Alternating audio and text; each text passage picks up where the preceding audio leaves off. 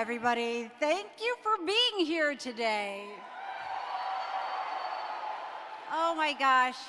I am so excited that you're here to help us celebrate another milestone on Bobby's campaign to the presidency. Yes. And I just want to take a moment to say, as we move through our day, let's think about the people in Baltimore who are experiencing their tragedy, and we want to keep them in our thoughts, in our hearts, and our prayers today. Yeah.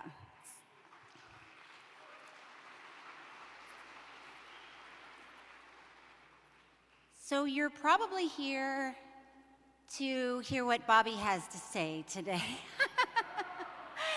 It's a very exciting day, and you will not be disappointed. One of the things that I love about Bobby, there are a lot, I won't spend the day naming them, but one of the things that I truly respect about him, I have watched him and continue to watch him inspire people of all different parties to come together for the greater good of this country. Yeah. So when you look around you, you're probably going to see Republicans, Democrats, Independents, all gathered together to see what we have in common and how we can work together.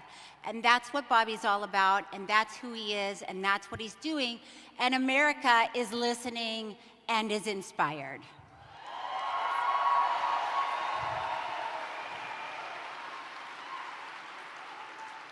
All right, I think we should just do it. Are you ready to hear from Bobby? Are you at all interested to hear from the new VP pick? Okay, well let's make a lot of noise. I want to really hear how enthusiastic you are about this. Please, ladies and gentlemen, put your hands together for my love for the next president of the United States, Robert F. Kennedy Jr.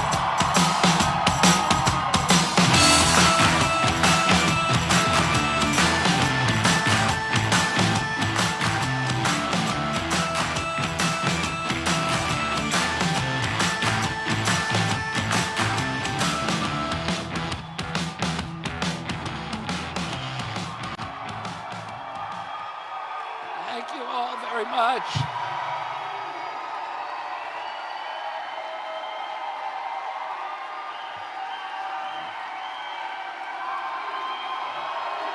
Thank you all very much.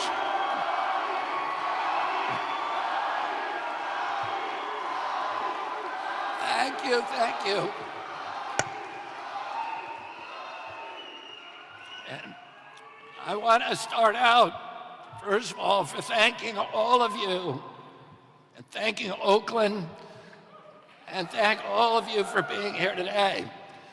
I also want to thank the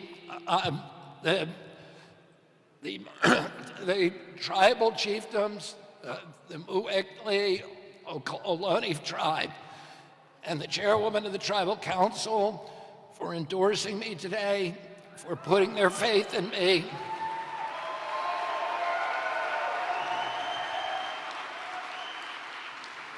And they know the Muwekli Ohlone tribe. Oh, and they know very much that this struggle for indigenous rights has consumed a lot of my life, my personal and my professional life, and that this work is going to continue when we're in the White House. The Muwekli Ohlone are one of the many tribes that were decertified during the 1950s and 1960s, and these tribes need to be re-legitimized, and that's something that I will do as soon as I get in the White House.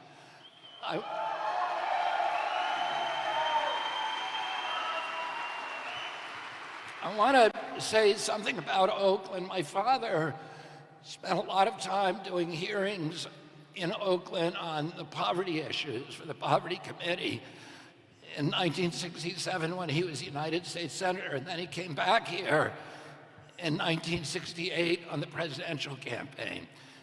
And during that presidential run, he made an unscheduled visit to Oakland's Taylor Memorial Church. And he went there with Willie Brown, who, as you know, later became mayor of San Francisco, but at that time he was an assemblyman.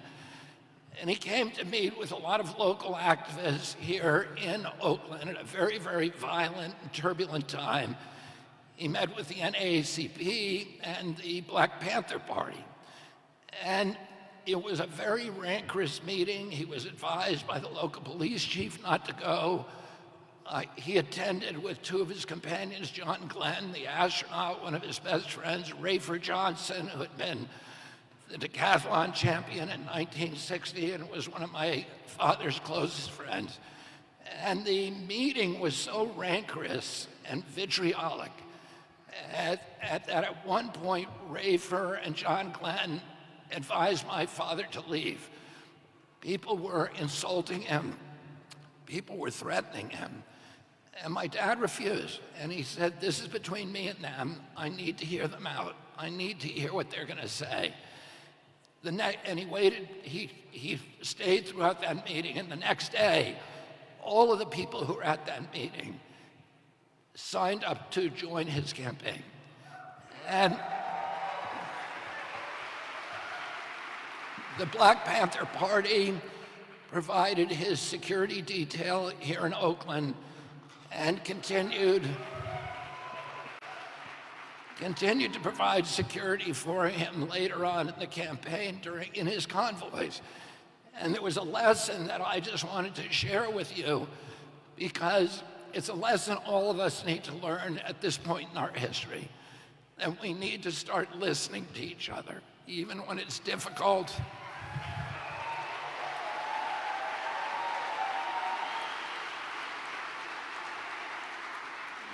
We need to sit through the anger. We need to sit with each other and listen to the feelings and not walk away and not see each other as enemies, but learn to love each other even through that anger and vitriol. We need to start coming back to each other as Americans again.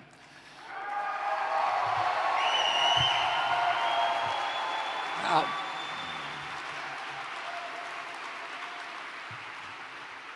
the last time I was in Oakland was when I served on the trial team in the Monsanto cases, and we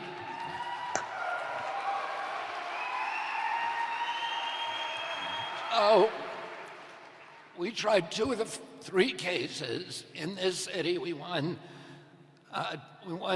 $289 million in the first, and then the third one, which we tried here, we asked the jury for $1 billion, and an Oakland jury gave us $2.2 billion. And that brought Monsanto to the negotiating table, and we settled then all 40,000 cases. But I lived here for several months during that trial, and I got to really love the city. The Monsanto case was the latest in a lifetime of battles for me to get poisons out of our food and out of our farms and to restore our soils. That effort has consumed a lot of my life, and I wanted a vice president who shared my passion for wholesome, healthy foods, chemical-free, for regenerative agriculture, for good soils.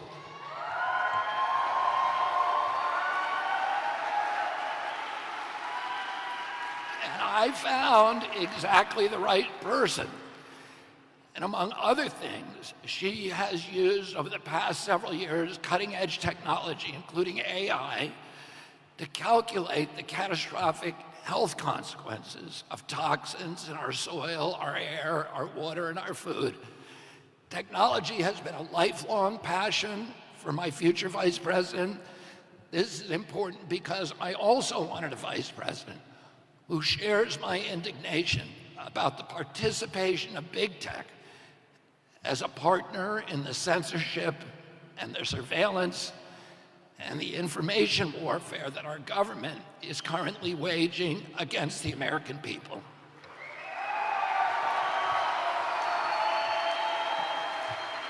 And that's why I'm bringing on someone with a deep inside knowledge about how big tech uses AI to manipulate the public.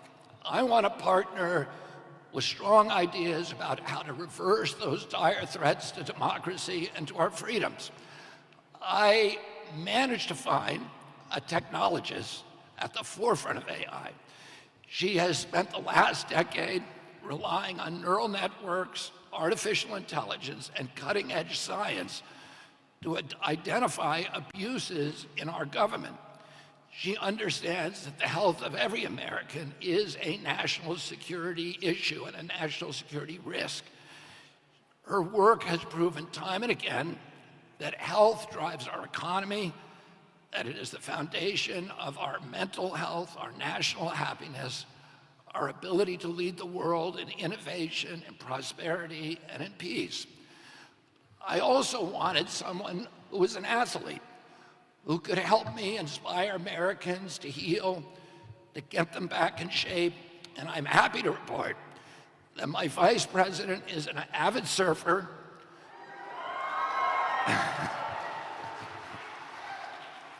who attended school on a softball scholarship.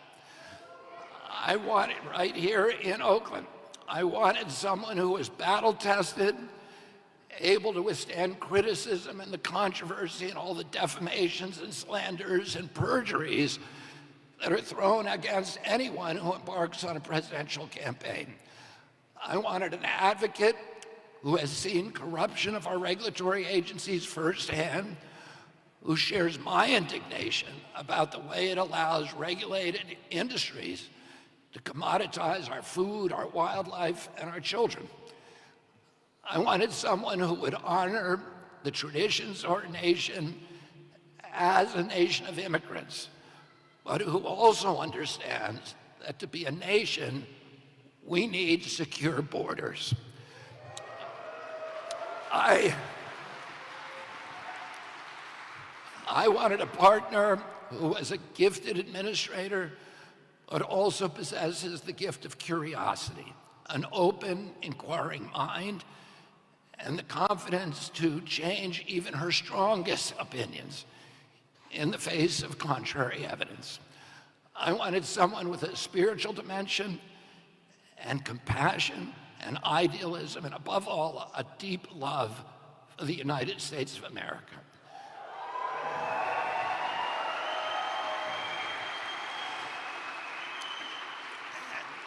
And I found all of those qualities in a woman who grew up right here in Oakland,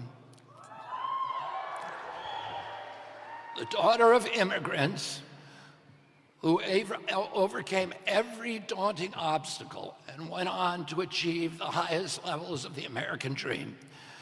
So that is why I'm so proud to introduce to you the next Vice President of the United States, my fellow lawyer, a brilliant scientist, technologist, a fierce warrior mom, Nicole Shanahan.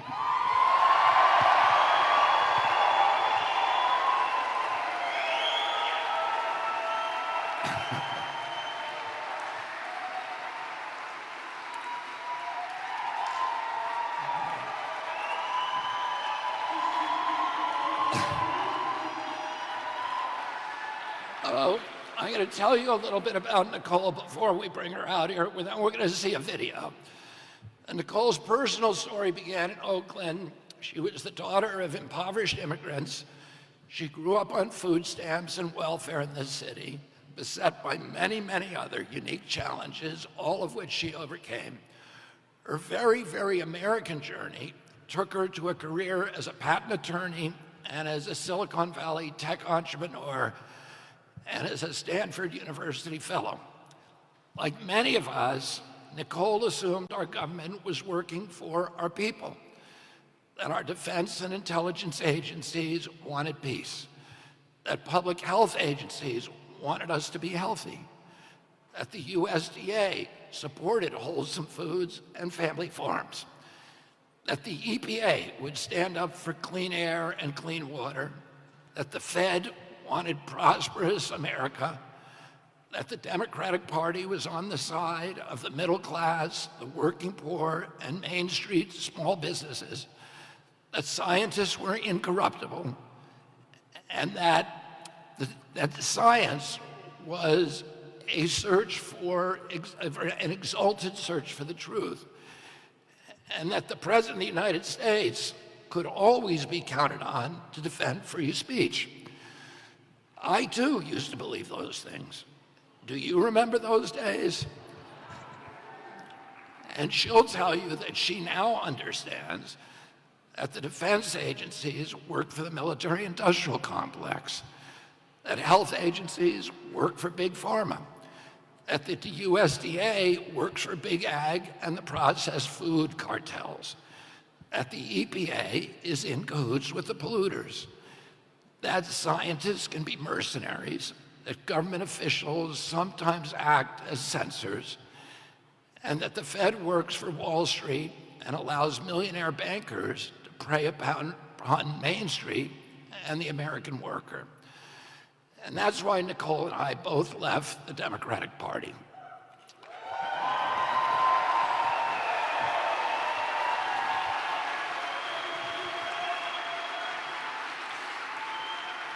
Our values didn't change, but the Democratic Party did. The things that we love are still the same.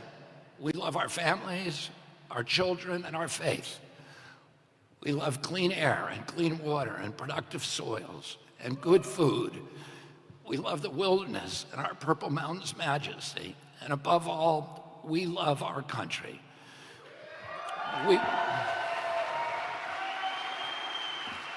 We want America to live up to her highest ideals. We want her to be an exemplary nation again, a global leader in freedom, opportunity, and responsible government. We want America to be a peacemaker, a moral authority. We want our children to grow up, as I did, in a country for which they feel love and pride. We want them to feel safe and to have every opportunity for dignity, prosperity, and community. We want them to have confidence in their futures. We want them to have the best education. We want America to be friendly to farmers and entrepreneurs. We want America to honor its veterans and its teachers. We want scientists to stand up for science and for truth. And we want our government to defend our right to free speech.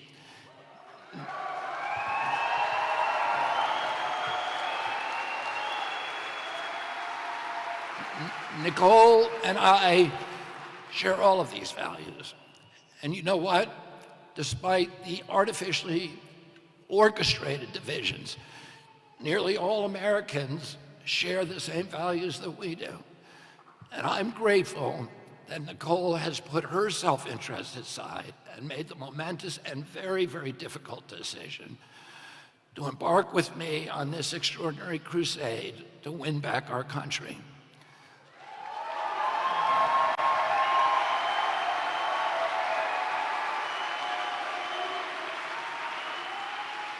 And I was most importantly looking for a partner who is a young person. And Nicole is only 38 years old.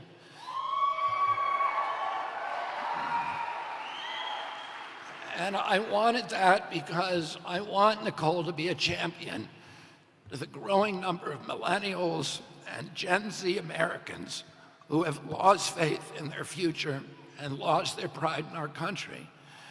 Many in her generation have stopped believing that older people who have been running our government for so long understand them or represent their interests. That older generation that now dominates Congress, the Supreme Court, and the White House is the same generation, the same people who ran up the $34 trillion debt, and millennials and Gen Z and their children will shoulder the burden. It was my baby boom generation that unleashed the epidemic of chronic disease that has made America the sickest country in the world. The only response to this calamity by government officials today is to gaslight us into pretending that it's all normal, that it's not really happening.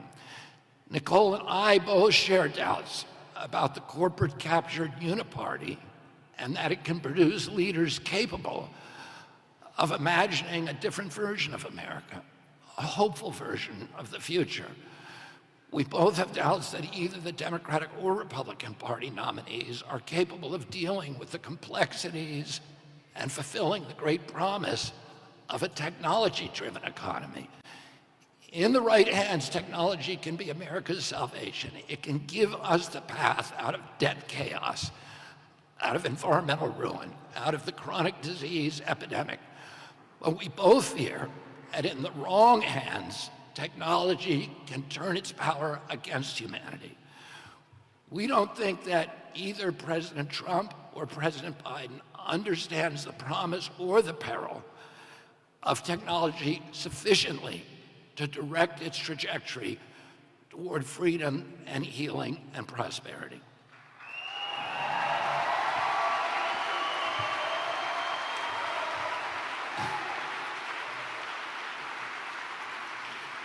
And we're now witnessing this dismaying contest between the two oldest presidential candidates in history. Those two men, during their terms as president, both worked to close our Main Street businesses for a year, 3.3 million businesses, with no due process, no scientific citation, no public hearings, no environmental impact statement. They just told us to shut them down.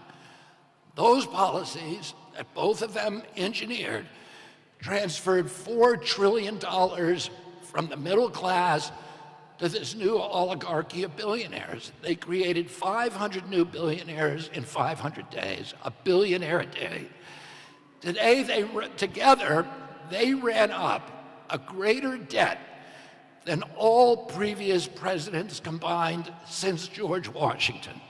Two men with a single term in office each. Now, they don't want us talking about those things. They want us instead to hate each other, to fear the other guy. But to young Americans, they look like two sides of the same coin. If we vote for either of them again, we can expect, and we will deserve, more of the same. The annihilation of our middle class, the further impoverishment of working poor, more chronic disease, more epidemics, more environmental destruction, more debt, more war, and fewer constitutional rights. I've asked Nicole to use the platform of the vice presidency to speak for all, not just young people, but all the invisible, voiceless Americans who feel let down by our government. As your vice president, Nicole will represent working poor who feel forgotten, who sink every day deeper into debt. She's going to fight for all those Americans who know what it's like to skip meals to pay for gasoline, and who watch food prices spike ever higher and wonder how in the world they're going to make it through the grocery store checkout line.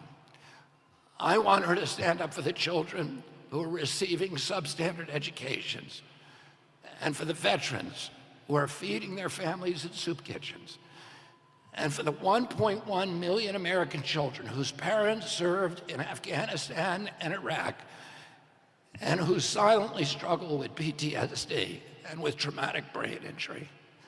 I want her to represent the mothers who struggle to protect their children from bad chemicals, bad pharmaceuticals, and bad food.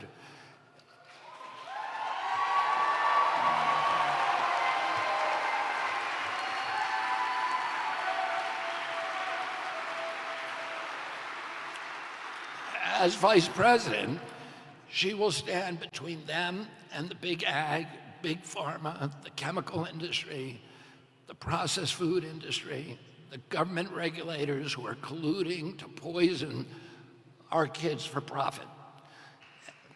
And as vice president, she's going to stand with me against the military-industrial complex.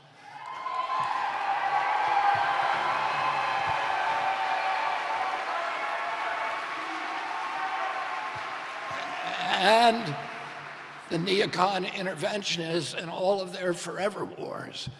In 1932, Franklin Roosevelt appointed my grandfather, Joseph Kennedy, to run his brand new Securities and Exchange Commission. My grandfather had been a stock manipulator on Wall Street, and FDR wanted a chairman who understood the stock market inside and out as the only person who could reform it. In a similar vein, Nicole will stand up to Silicon Valley, which she knows inside and out.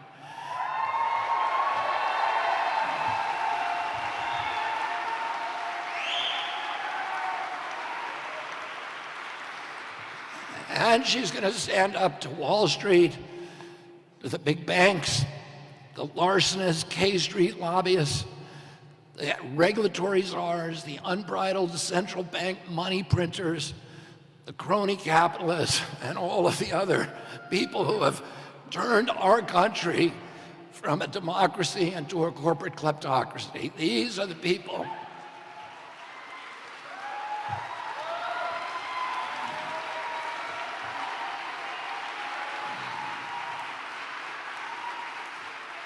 Their cupidity drives our corrupt campaign finance system, which is nothing more than a system of legalized bribery.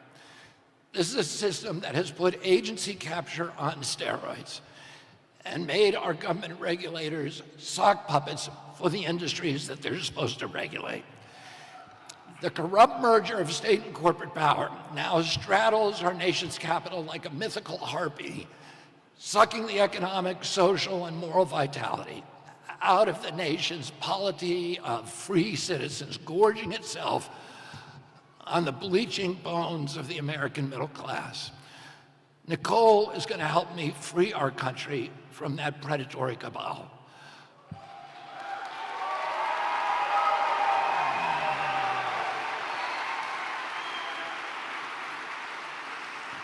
Our independent run for the presidency is finally going to bring down the Democratic and Republican duopoly.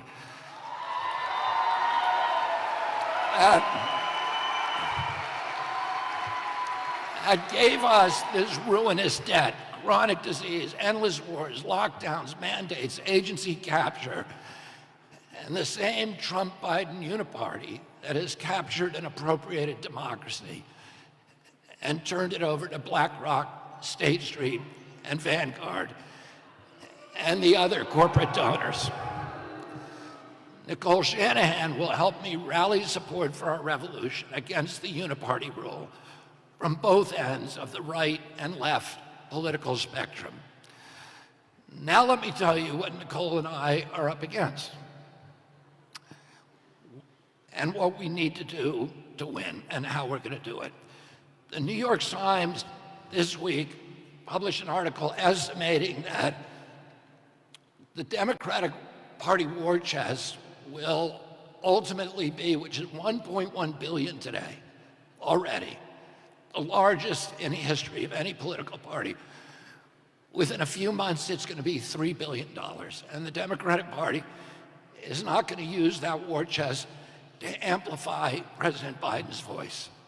Is using it to stop its opponents from getting on the ballot and to turn Americans against each other and inundate us with fear. Incidentally, the Republican Party will raise about the same amount.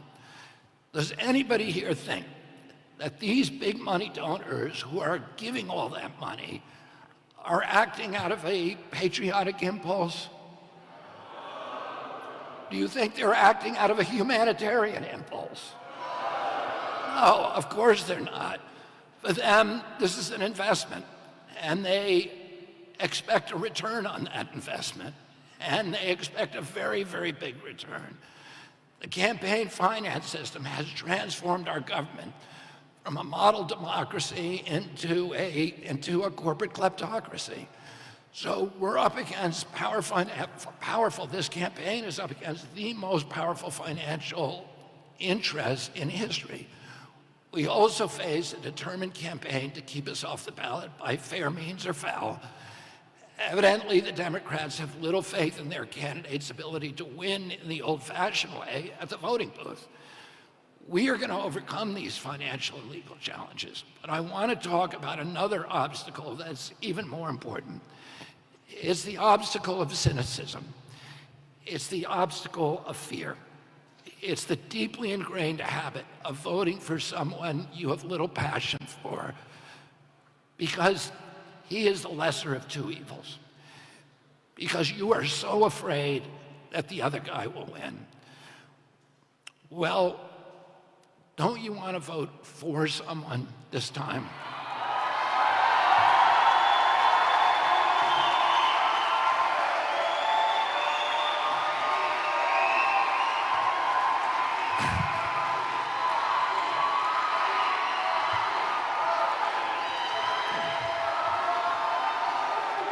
And not just against someone. Don't you want to vote for a candidate and a country that you can be proud of? I know you do, because 70% of Americans say that they don't want to have to choose between President Trump and President Biden. They don't want to choose between the lesser of two evils again. They especially don't want to choose between the two men who brought us the $34 trillion debt, the endless wars, the censorship, the corrupt merger of state and corporate power. Republicans and Democrats have taken turns in office for 30 years now, and all of these problems have just gotten worse. That's why those same polls show that my approval ratings are far above those of President Trump and President Biden.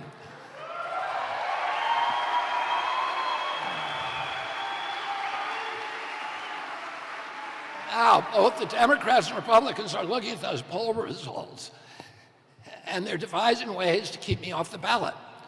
They don't want to give you the choice. You know, when I was a kid, the Democratic Party was fighting. Its primary fight was to make sure that every American had the right to vote, and none of us were disenfranchised. But today's Democratic Party is doing the opposite. It's working to disenfranchise any Americans who they don't think will vote for their agenda.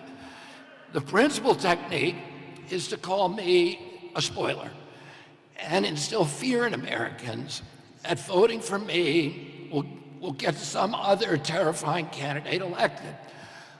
Our campaign is a spoiler. I agree with that.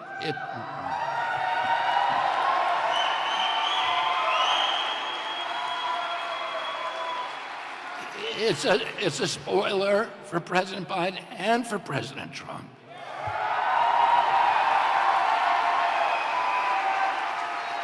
It's a spoiler for the war machine. It's a spoiler for Wall Street and big ag and big tech and big telecom and big pharma and the corporate-owned media and all the corrupt politicians and corporations. That's why they're trying to keep me off the ballot and to frighten you into choosing between the two tired and unpopular heads of the uniparty.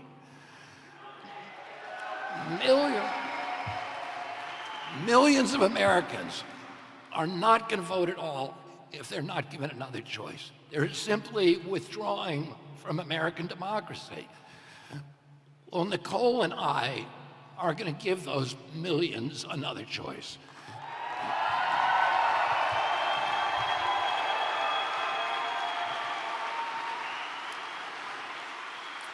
The Democrats and Republicans are trying to divide America. They tell us to hate each other, to mistrust each other, to accuse each other of treason, to warn us against these, in apocalyptical terms, that democracy itself is doomed if the other side wins.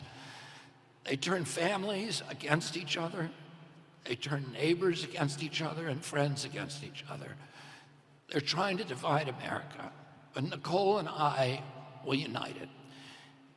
And that's our path to victory.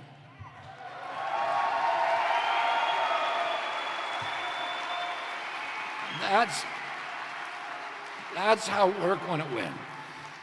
That's how we're going to forge an unstoppable coalition of homeless Democrats and homeless Republicans who are ready to look at the universal values that unite us all, and that every conscientious American wants the same way Nicole wants it and I wants it. All those things that I described, our love, our children, good food, good soils, moral authority around the world, the end of the warfare state, an incorruptible government, all of those things we all want. If we can only persuade enough Americans to vote out of hope rather than of fear, we're going to be in the White House in September, November.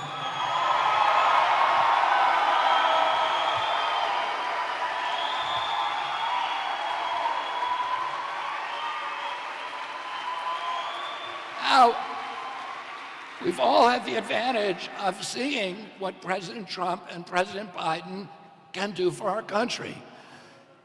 Do any of you want more of the same?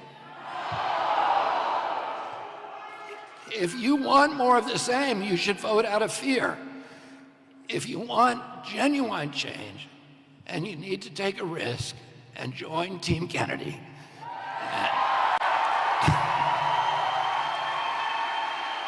And join the new American Revolution.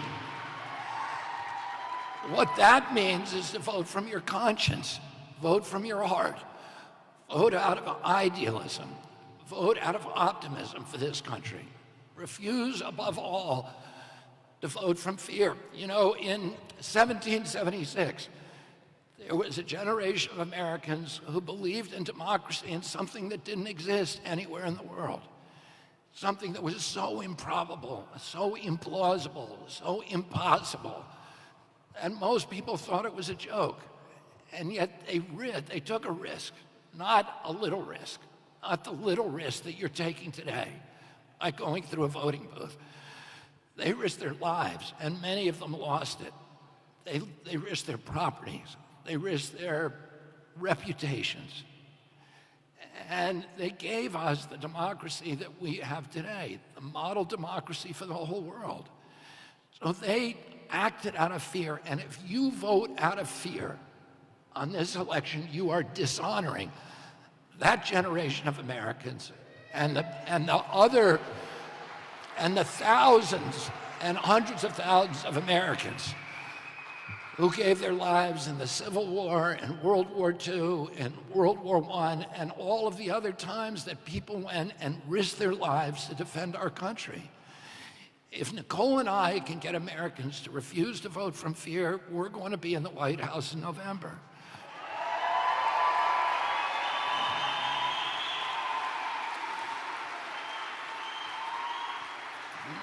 Nicole and I are running to help heal the symptoms of an ailing America, to heal our divisions, to heal our economy, to heal our mental health and our spiritual and our physical health.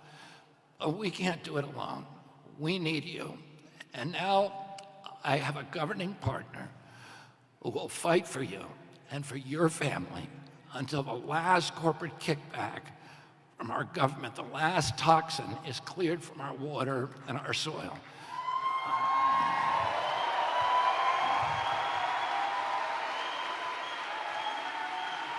Until the last American child gets to live a healthy life and to pursue their own happiness in the land of the free, until the last censor is gone from our government. I'm confident that there is no American more qualified than Nicole Shanahan to play this role. So I'm proud to introduce to all of you the next Vice President of the United States of America, Nicole Shanahan. Thank you all very much.